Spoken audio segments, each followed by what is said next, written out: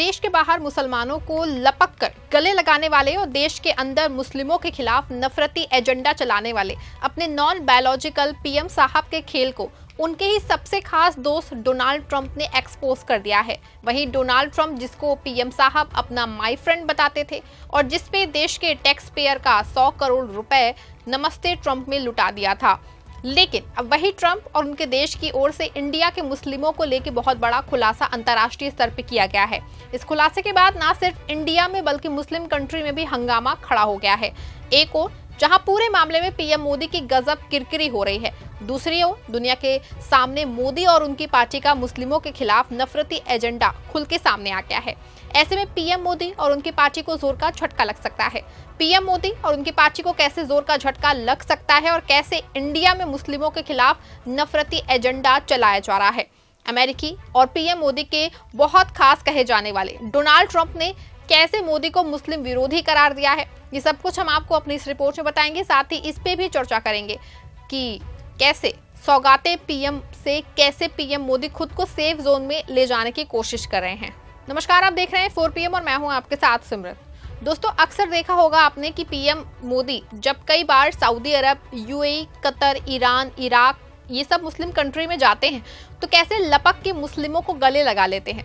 लेकिन देश में मुस्लिमों के साथ क्या हो रहा है, इसकी कलई पीएम मोदी के सबसे खास दोस्त डोनाल्ड ट्रंप ने खोल दी है। डोनाल्ड ट्रंप और उनकी सरकार ने भारतीय मुस्लिमों को लेकर एक बड़ा खुलासा किया है। इस खुलासे में इंडियन मुस्लिमों की हालत का आंकलन और मोदी सरकार के नफरती एजेंडे के बारे में चर्चा की है।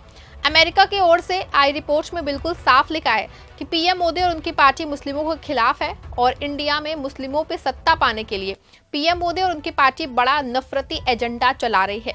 आपको बता दें कि अमेरिकी अंतर्राष्ट्रीय धार्मिक स्वतंत्रता आयोग USCIRF की एक रिपोर्ट जो है वो आई है। इस रिपोर्ट में इंडिया की धार्मिक स्वतंत्रता और देश के हालात को लेकर बहुत बड़ा खुलासा किया गया है। आपको बता दें कि इस रिपोर्ट में सिर्फ इंडिया नहीं बल्कि देश के 2 दर्जन से ज्यादा देशों के नाम हैं जहां सरकारें धार्मिक स्वतंत्रता का हनन करने के साथ वहां के नागरिकों पे फर्जी कार्रवाई कर रही हैं।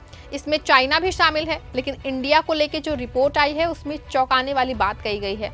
आपको बता दें कि अमेरिका की ओर से जो रिपोर्ट आई है वो 96 पेज की है और 38 नंबर पेज पे इंडिया के बारे में लिखा है। वैसे तो रिपोर्ट में काफ़ी कुछ है, लेकिन जो बहुत ज़रूरी बातें हैं वो हम आपको भी बताते हैं, दिखाते हैं और सुनाते भी हैं। रिपोर्ट में लिखा हुआ है 2024 में भारत में धार्मिक स्वतंत्रता की स्थिति लगातार बिगड़ती रही क्योंकि धार्मिक अल्पसंख्यकों के खिलाफ हमले और भेदभाव बढ़ते रहे। जून में राष्ट्रीय चुनावों से पहले प्रधानमंत्री नरेंद्र मोदी सहित भाजपा के सदस्यों ने राजनीतिक समर्थन हासिल करने के लिए मुसलमानों और अन्य धार्मिक अल्पसंख्यकों के खिलाफ घृण बयानबाजी और गलत सूचना का प्रचार किया। इस तरह की बयानबाजी ने धार्मिक अल्पसंख्यकों पे हमलों को बढ़ावा दिया है, जो चुनाव के बाद भी जारी रहा, जिसमें निगरानी हिंसा, लक्षण और मनमाने ढंग से हत्याएं और संपत्ति और पूजा स्थलों को ध्वस्त करना शामिल था।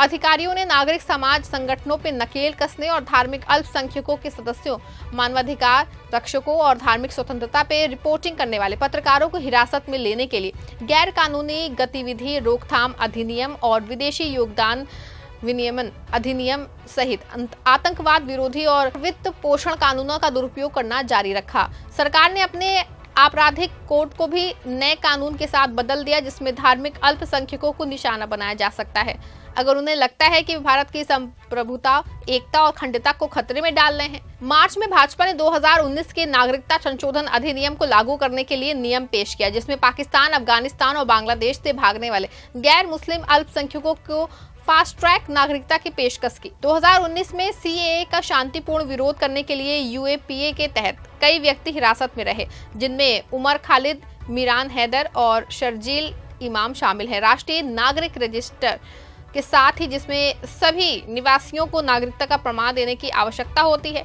CAA ने मुस्लिम समुदाय में डर पैदा किया कि अधिकारी उनकी नागरिकता छीन सकते हैं। जैसा कि जुलाई में जब असम में विदेशी न्याय अधिकरणों ने 28 मुसलमानों को गैर नागरिक घोषित किया और उन्हें निर्वासन केंद्रों में भेज दिया। पूरे वर्ष के दौरान दिल्ली विकास प्राधिकरण सहित विभिन्न प्राधिकरणों में ध्वस्त मस्जिदों के ऊपर हिंदू मंदिरों के निर्माण सहित पूजा स्थलों के अधिग्रहण और विध्वंस की सुविधा प्रदान की। उल्लेखनीय है कि जनवरी में प्रधानमंत्री मोदी ने अयोध्या में राम मंदिर की प्राण प्रतिष्ठा की, जो बाबरी मस्जिद के खंडहरों पर बना है, जिसे हिंदू भीड़ ने 1992 में ध्वस्त कर दिया था। प्रतिष्ठा के बाद विभिन्न राज्यों में धार्मिक अल्पसंख्यकों पर हमले शुरू हो गए। अधिकारियों ने बार बार भारतीय दंड संहिता की धारा 295 का उल्लंघन किया, जो पूजा स्थलों को नष्ट करने या नुकसान पहुंचाने को अपराध बताती है। मुस्लिमों की संपत्ति को बुलडोजर से ध्वस्त कर दिया, जिसमें अवैध मानी जाने वाली मस्जिदें भी शामिल है। अधिकारियों ने धार्मिक अल्पसंख्यकों को निशाना बनाने के लिए भेदभावपूर्ण राज्य स्तरीय धर्मांतरण विरोधी कानून और गोहत्या विरोधी कानून लागू किए। जून और जुलाई में उत्तर प्रदेश में पुलिस ने राज्य के धर्मांतरण विरोधी कानून का उल्लंघन करने के आरोप में 20 ईसाइयों को हिरासत में लिया, जिसमें 4 पादरी भी शामिल थे।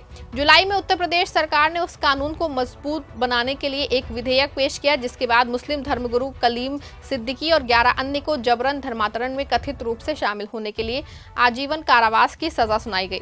उसके अतिरिक्त उत्तराखंड ने समान नागरिक संहिता विधेयक पारित किया, जिसमें पंजीकरण की आवश्यकता है और अंतर धार्मिक जोड़ों पे अधिक निगरानी रखने की अनुमति है। भारत सरकार ने विदेशों में धार्मिक अल्पसंख्यकों, खास तौर पे सिख समुदाय के सदस्यों और उनके अधिवक्ताओं को निशाना बनाने के लिए अपनी दमनकारी रणनीति का विस्तार करना जारी रखा। भारत के धार्मिक स्वतंत्रता उल्लंघनों का दस्तावेजीकरण करने वाले पत्रकारों और शिक्षाविदों और नागरिक समाज संगठनों ने विदेशी भारतीय नागरिक कार्डों को रद्द करने के साथ साथ हिंसा और निगरानी की धमकियों सहित काउंसुलर सेवाओं से इनकार करने की रिपोर्ट की। कनाडा सरकार के अंतर्राष्ट्रीय रिपोर्ट और खुफिया जानकारी ने भारत के रिसर्च एंड एनालिसिस विंग के एक अधिकारी और 6 राजनयिकों को न्यूयॉर्क में 2023 में एक अमेरिकी सिख कार्यकर्ता की हत्या के प्रयास से जोड़ने के आरोपों की पुष्टि की। देखा आपने, अमेरिकी एजेंसी ने साफ तौर पे अपनी रिपोर्ट में लिखा है कि मुस्लिम सिखों और ईसाइयों पे लगातार अत्याचार हो रहे हैं और ना सिर्फ इसमें सरकार शामिल है, बल्कि अधिकारियों की मिलीभगत में मुसलमानों अल्पसंख्यकों को परेशान किया जा रहा है। इस रिपोर्ट के आने के बाद अभी तक ना सिर्फ देश में मुस्लिम, विदेशों में, खास तौर पर मुस्लिम देशों में पीएम मोदी और उनकी पार्टी की किरकिरी हो रही है। आपको बता दें कि इससे पहले भी इस तरह की बातें अंतर्राष्ट्रीय स्तर पर उठ चुकी हैं, लेकिन हर बार अपने नॉन बायोलॉजिकल पीएम साहब और उनकी पार्टी इसको विपक्ष का एजेंडा और इंडिया को बदनाम करने की कोशिश कह के किनारे लगा देती थी। लेकिन इस बार खुद जब पीएम मोदी के सबसे खास दोस्त डोनाल्ड ट्रंप के देश और उनकी एजेंसी की ओर से ये रिपोर्ट आ गई है, तो फिर हंगामा मचना तय है। बता दें कि ये रिपोर्ट में जो है भारत की खुफिया एजेंसी रॉ भी सवाल खड़े कर रहा है, जिस बात पे भारतीय दूतावास और विदेश मंत्रालय खूब दावे कर रहा था कि रॉ की ओर से कोई मर्डर नहीं कराया गया। जब यही बात पीएम मोदी के खास तो ट्रंप की एजेंसी कह रही है, ऐसे में रॉ को लेकर भी पीएम मोदी को ट्रंप ने फंसा दिया है। आपको बता दें कि पिछले दिनों जब कनाडा के ट्रूडो सरकार ने ये बात कह दी थी, तो किस तरह से विदेश मंत्रालय ने इस पे कई बार सफाई पेश की थी। लेकिन सिखों की हत्या का ये मामला फिर ट्रंप की एजेंसी ने उठा के मोदी सरकार और उनके झूठ को उजागर कर दिया है। लेकिन मुस्लिमों और ईसाइयों को लेकर जो रिपोर्ट है, उसमें मोदी सरकार पूरी तरह से बेनकाब हो गई है। आपको बता दें कि इन दिनों मोदी सरकार मुस्लिम, सिख और ईसाइयों के लिए सौगातें मोदी योजना लेके आई है, और दूसरी ओर इन्हीं अल्पसंख्यकों को क्या देश में क्या हाल है, खुद पीएम मोदी के दोस्त डोनाल्ड ट्रंप की एक रिपोर्ट बता रही है। ऐसे में साफ है कि मोदी और उनकी पार्टी अपनी राजनीति के लिए नफरती एजेंडा चला रही है और देश और समाज को इससे सचेत करने की जरूरत है।